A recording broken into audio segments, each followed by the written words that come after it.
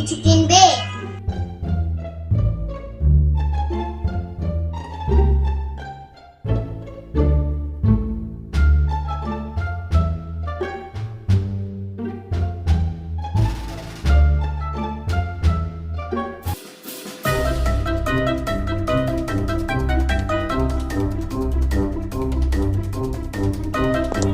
এই দেখি ঢুকালে টাকা দিবে না?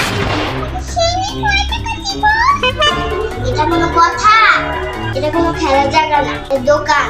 বুঝলে পিচ্ছি, যা খেতে হবে টাকা দিয়ে কিনে খেতে হবে। আমি কি বলছি এটা খেলার জায়গা? তুমি ভ্যালেট কিনে নিলে ভ্যাট খোলো তো।